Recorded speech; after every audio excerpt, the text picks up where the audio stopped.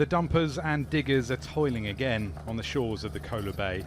This infrastructure project, one of the two biggest in the Russian Arctic, lay dormant for years. But if the momentum continues, the Murmansk transport hub will eventually have gas, coal and container terminals and be a vital part of Russia's Arctic ambitions. Firstly, it will develop our transport-export services. Secondly, it will serve the development of the Northern Sea route. And thirdly, this project is aimed at the socio-economic development of the region and northwest Russia. We give our freighters more possibilities for exporting goods.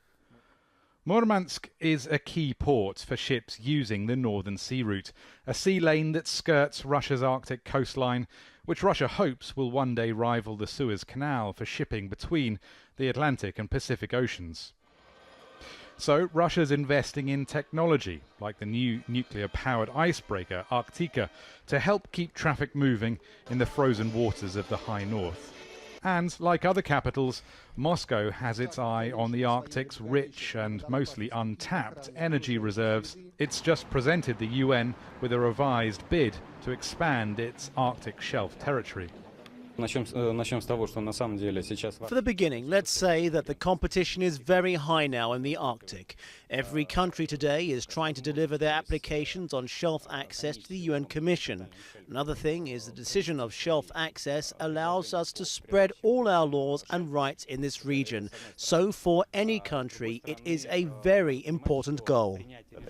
Spreading laws and rights also means having the ability to defend them. And Russia's been developing northern bases and airfields, which some worry is a dangerous militarization of the Arctic. But this analyst thinks Russia, in the main, is playing by the rules. I think people who are engaged in the region are a bit less nervous. And I think that's mostly because you see Russia continuously engaging in international law forums, in international governance forums, and there hasn't been a break despite other military engagements in other parts of the world. Even so, Moscow might not be able to achieve all its goals.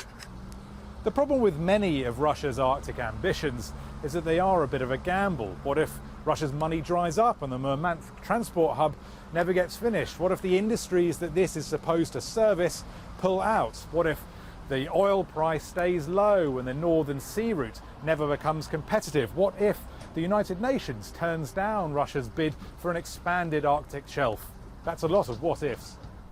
But even some success is better than none. Russia is a northern nation after all, and it can't afford to ignore this huge frozen region. Rory Challands, Al Jazeera, Murmansk.